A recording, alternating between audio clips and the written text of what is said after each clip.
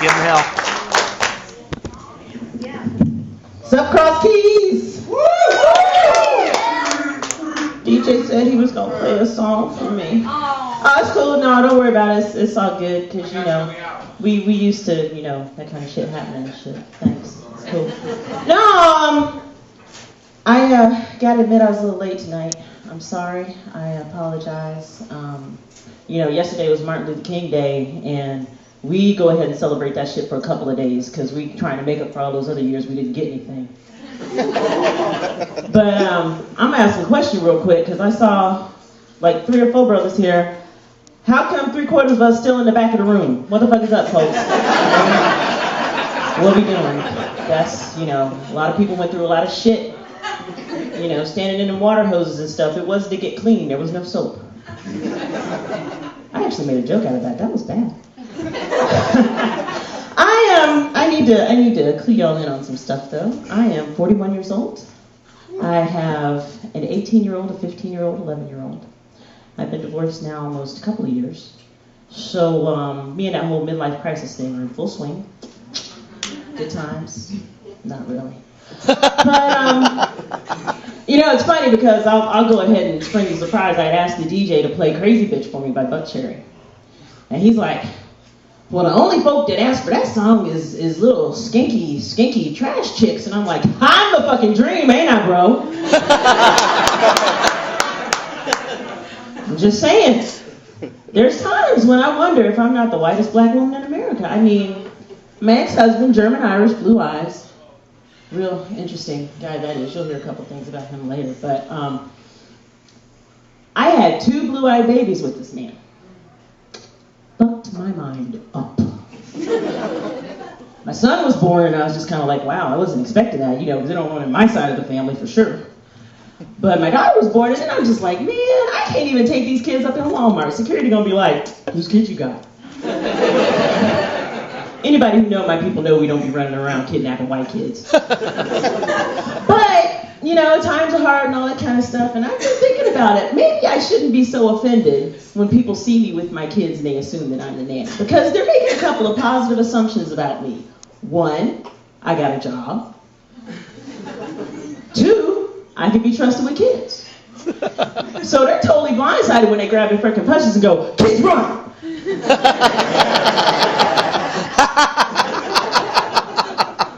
That hasn't happened yet. But, you know, it's a little frustrating for me because, you know, like I said, I'm a woman of color, for those of you who can't tell, because the lights kind of are throwing it all off, maybe.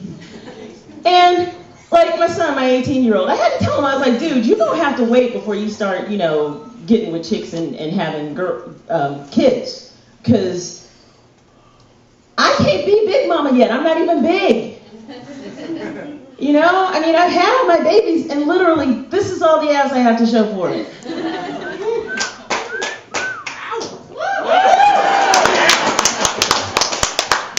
Y'all are trying to make me feel all better about myself. Thank you. But, you know, going back to the ex-husband, though, because that was really, you know, it was an interesting situation, you know. Being in an interracial relationship is really kind of interesting because it's one of those things, it's kind of like people see you walking down the street and you get the same face that people have like when the sun is shining and it's raining at the same time. You know, you're just kind of like, well, there ain't shit I can do about it. I don't even know if it's something I need to worry about, but your brain's still going like, oh. And believe me, there was many a time that people saw me with him and then it was like double like, with him? Which, you know, that could get kind of complicated. Like, once you're exes and like you're with your current and your ex sees you out with your current and like they're both narcissists because they're both going, she fucked that?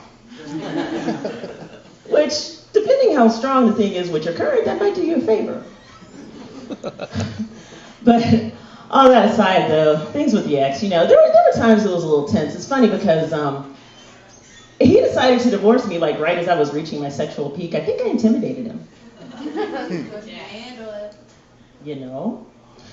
But, you know, and he was really repressed. I mean, I guess I shouldn't have pushed him so hard. Like, after 12 years of marriage, he finally admitted to me that he had this, like, slave master fantasy. Really? Marrying a black chick wasn't your first fucking clue, genius?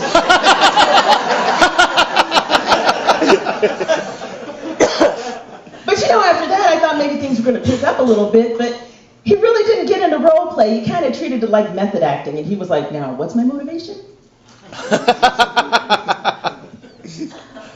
To get some pussy. To get some pussy. No, but honestly, there was this one time, our son was doing this assignment for school. It was a genealogy thing, and it was like, how far back can you trace your ancestry? Now, I need to let y'all know, I grew up in the South. My great-great-grandparents were slaves. And y'all outnumber me right now, so I ain't gonna get crazy about it, but just bear with me for a second.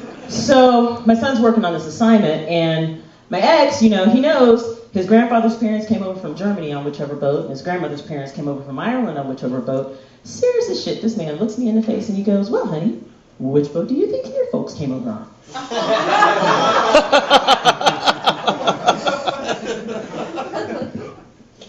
That was one of those moments when I was kind of convinced that I'm the whitest black woman in America because I didn't kill his ass. And I mean, the kid's in the room, so I'm trying to be kind of, he's really not this stupid, is he, about this? And so finally I was just like, honey, there's a distinct possibility that our folks came over on the same boat. It's just mine were rowing. Jiminy Christmas in a handbasket. But, going back to my body issues, because I'll admit it, I do have some body issues. I mean, you hear, all the rappers, they talk about booty and boobs and all this kind of stuff, and I was feeling kind of adventurous. I've been trying to do all this creative stuff, and I decided I was going to go try out for one of these rap videos and see, if I could get to dance for the camera and stuff. They cast me as the accountant. Thought that was kind of cold.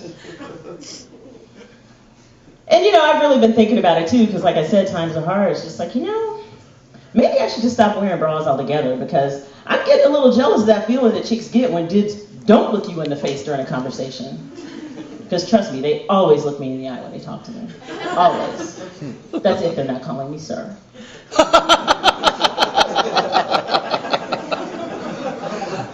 I've snuck into the men's room a time or two, I ain't gonna lie.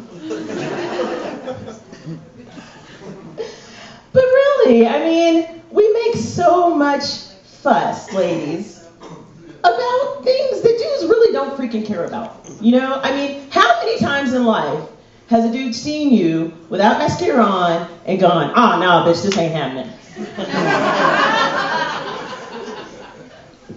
And it's funny, honestly, because when I was first thinking about that joke, and I was just kind of like, because, eyelash is not such a big deal. Ever since I made up that joke, I've been like, but those eyelash extensions do look really good.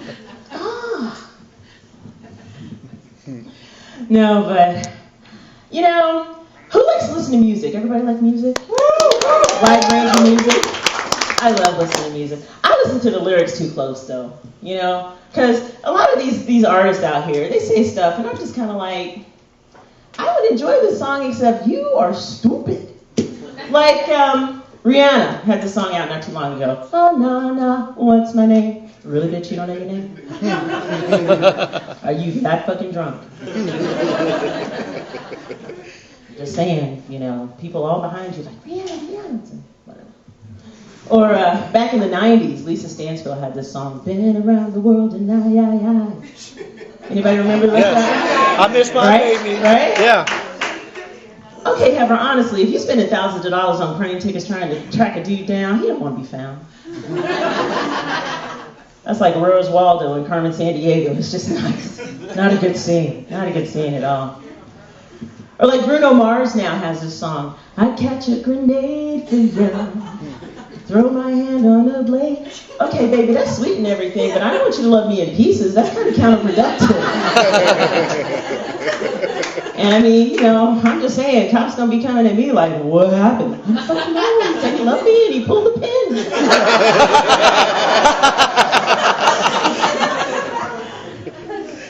Just saying, Romeo and Juliet eventually hooked up, right? Oh, no, wrong movie. Sorry. But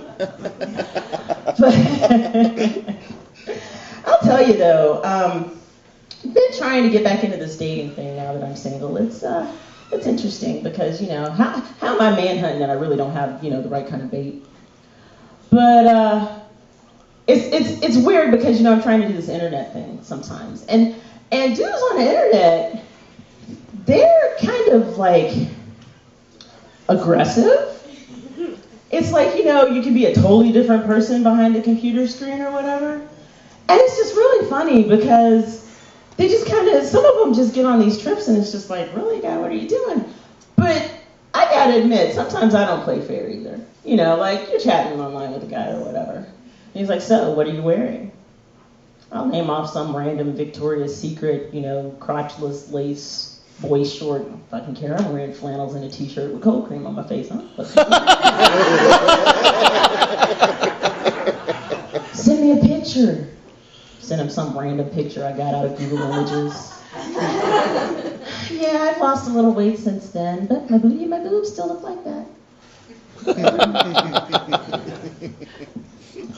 Oh, goodness. I want to get a little political here for a minute because I'm just kind of feeling it. Anybody here that when Muammar Gaddafi was killed that they found this shrine to Condoleezza Rice? He had this huge crush on Condoleezza Rice. Yep. I'm just saying, our foreign policy, we could have done things a little bit different because, Condoleezza kind of proved she's one for taking one for the team. She could have gone over there and straightened him out with a quickness. Really. I'm just saying, we think that Arab dudes are crazy, but black chicks, please. Okay, y'all, that's my time. Everybody have a good night. Thanks all for the commentary. Thank you. Let's give a round of applause for Leslie Battle. Leslie's the only consistently chick that shows up here with me every open mic. I appreciate her.